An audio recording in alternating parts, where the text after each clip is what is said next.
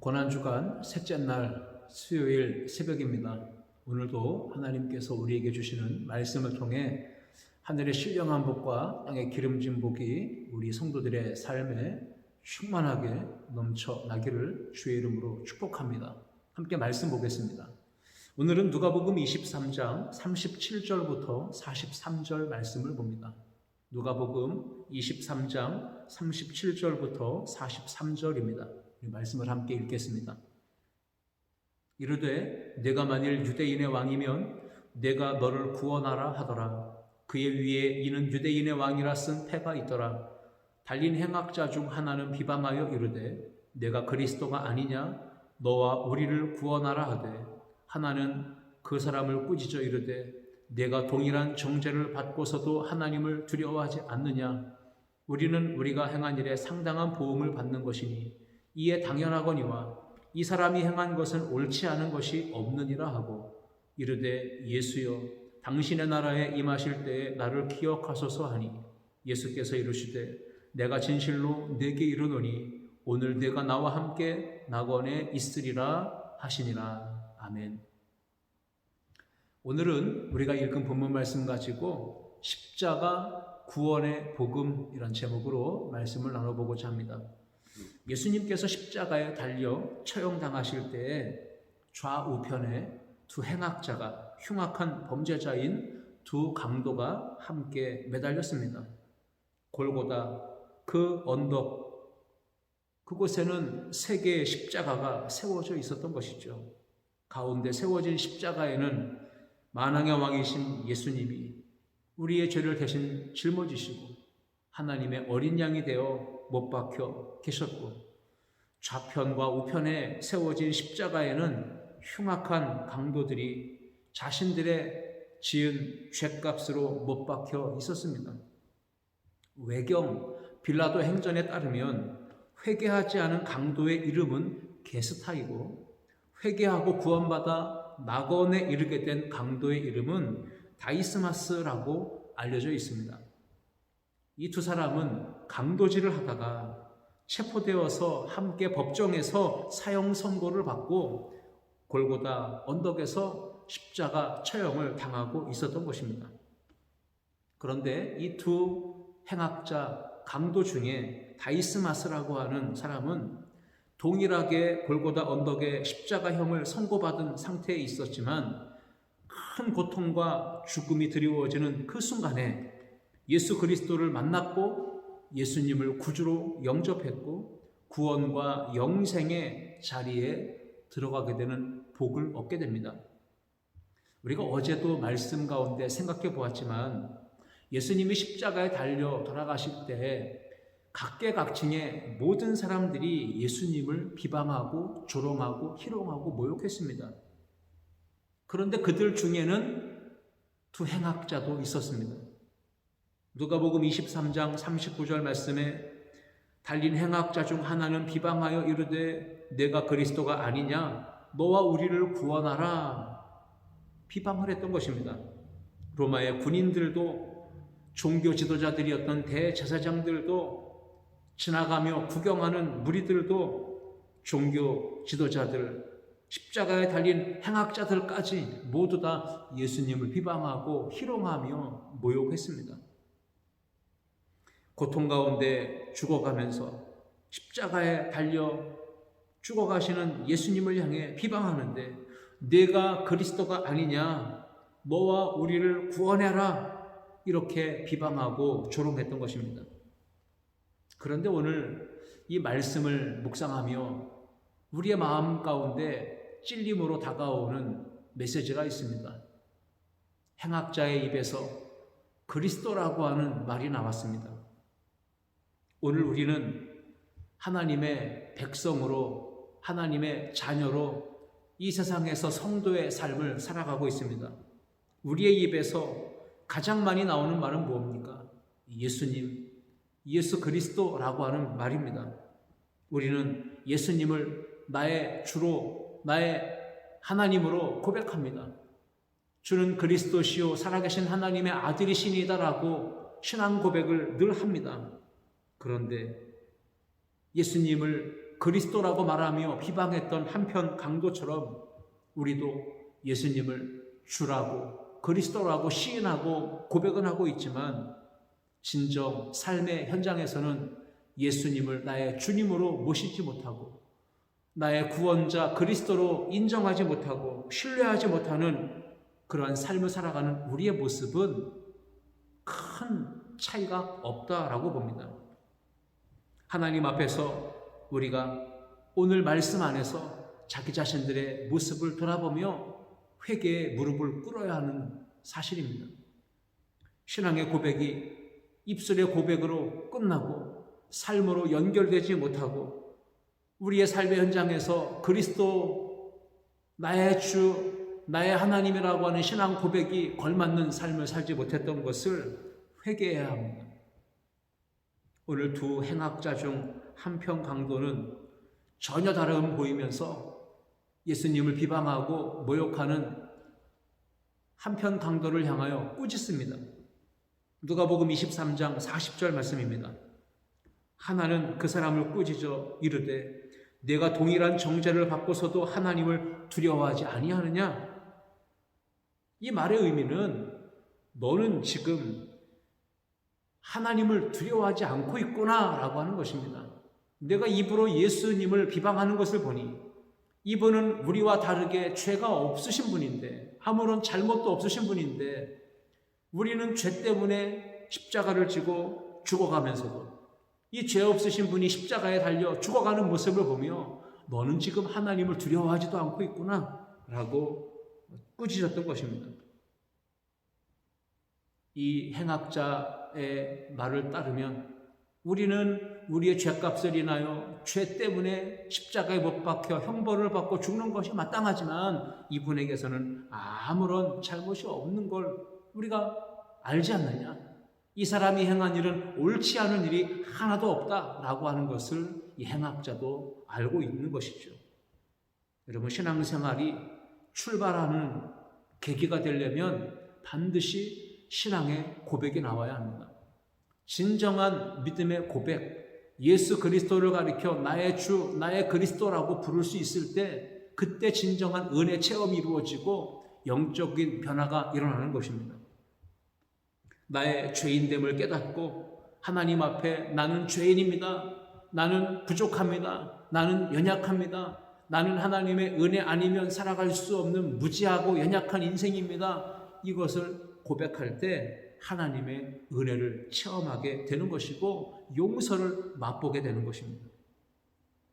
여러분, 신앙생활의 동기가 무엇입니까?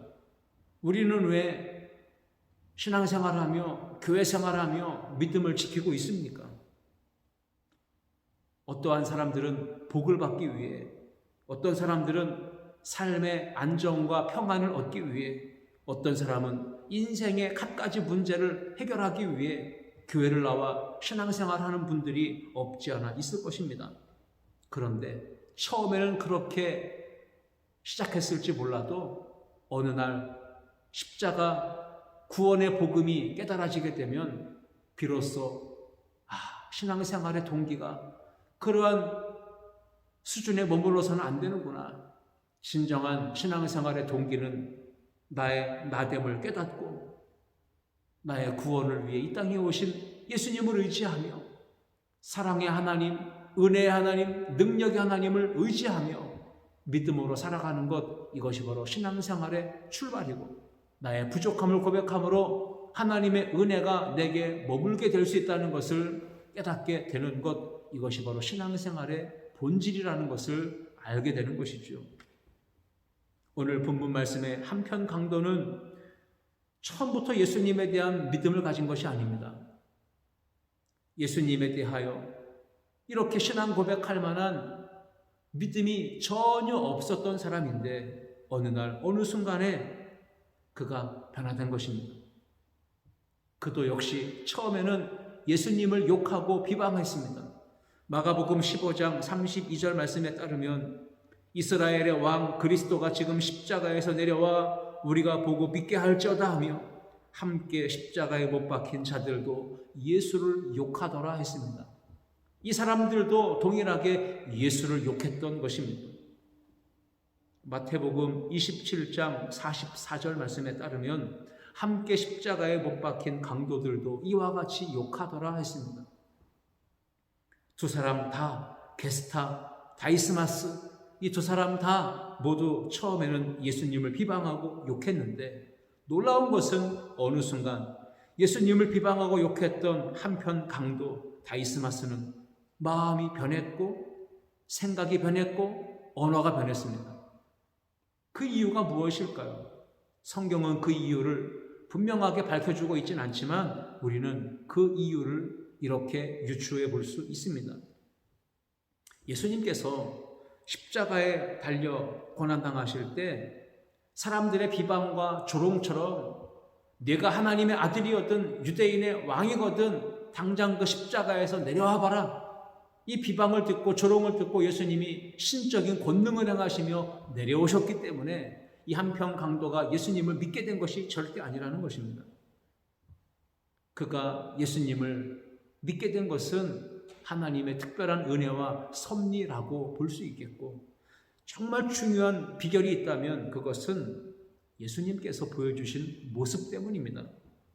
온갖 계층의 사람들로부터 예수님이 수치와 모욕을 당하시고 멸시와 천대와 희롱을 당하시고 비난을 받으셨음에도 불구하고 예수님은 자신을 십자가에 못 박는 그 사람들, 손가락질하는 그 사람들을 향하여 용서의 기도를 드리셨습니다. 아버지, 그들의 죄를 사하여 주옵소서. 자기들이 하는 일을 알지 못함이니이다.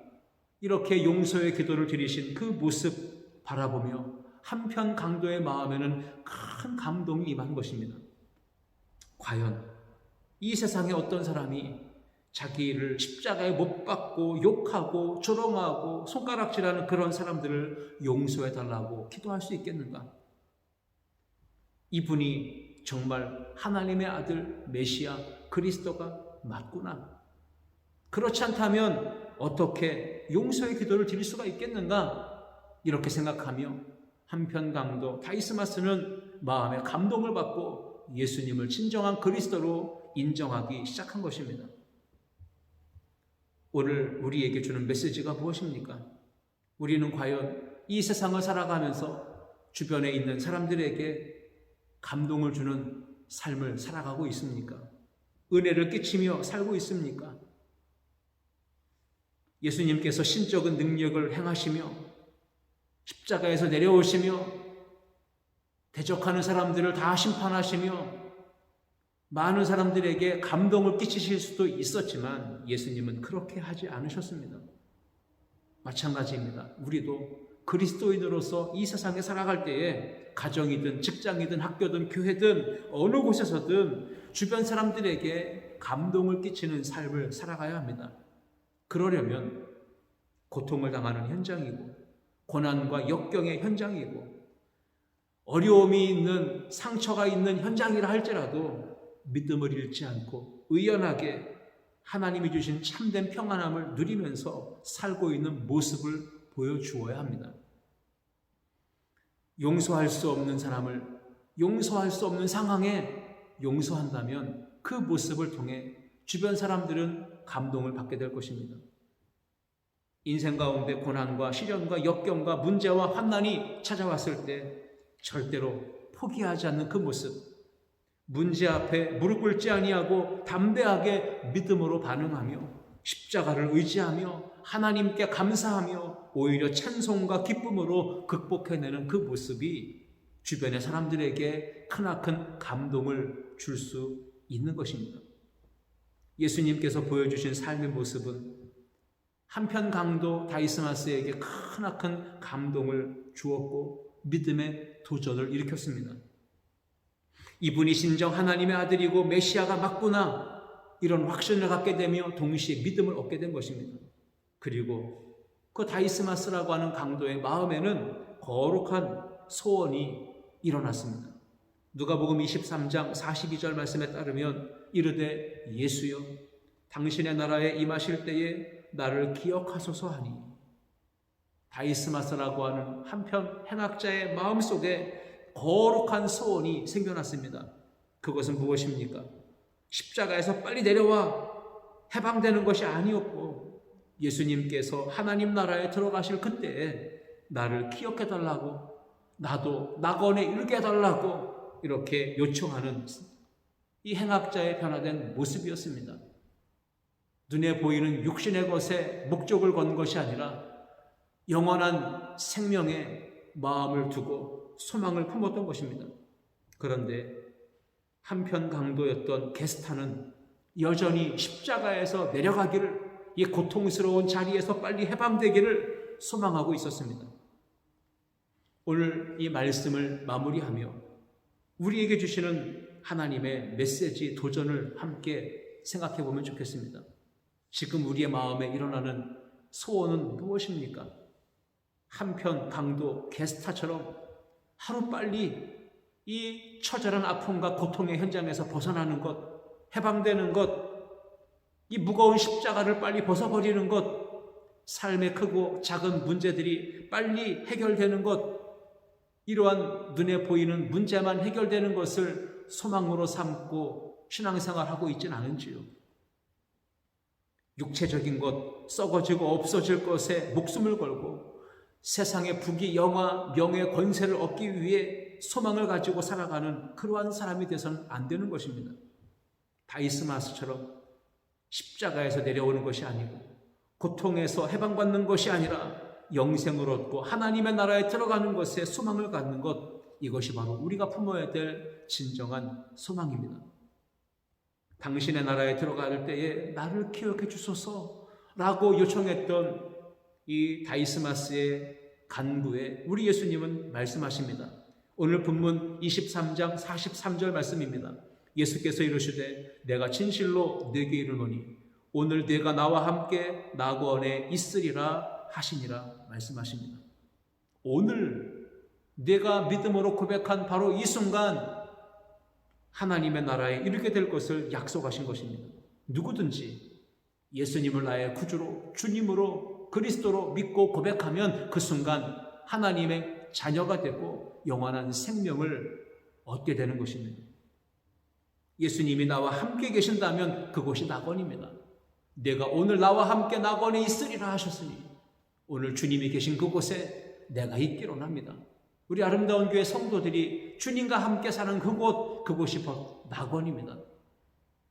요한계시록 21장 3절과 4절에 말씀하기를 내가 들으니 보좌에서 큰 음성이 나서 이르되 보라 하나님의 장막이 사람들과 함께 있음에 하나님이 그들과 함께 계시리니 그들은 하나님의 백성이 되고 하나님은 친히 그들과 함께 계셔서 모든 눈물을 그 눈에서 닦아주시니 다시는 사망이 없고 애통하는 것이나 곡하는 것이나 아픈 것이 다시 있지 아니하리니 처음 것들이 다 지나갔음이로라 말씀합니다. 새 예루살렘, 새 땅, 하나님 다스리시는 통치하시는 나라 천국입니다.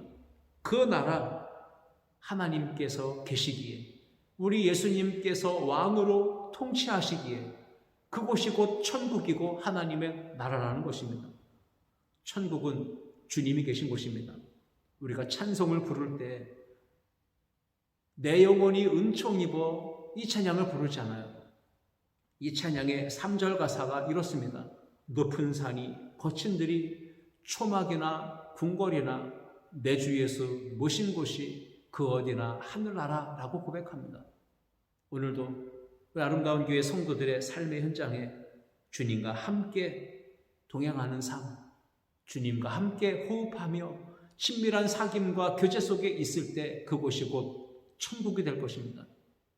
오늘도 이 믿음 가지고 주님과 함께 동행하며 예수님의 향기요, 예수님의 편지요, 예수님의 냄새를 곳곳에 풍겨나며 살아가는 모든 믿음의 성도들이 다 되실 수 있기를 주님의 이름으로 축복합니다. 기도하겠습니다. 사랑의 하나님 아버지, 오늘 우리는 구원의 복음 십자가를 생각해 보았습니다. 예수 그리스도를 나의 구주로 믿고 하나님의 자녀가 되는 그 은총을 누리며 오늘도 우리가 살아가는 모든 삶의 현장에 주님이 함께 계심을 느끼는 천국의 삶을 살기를 원합니다.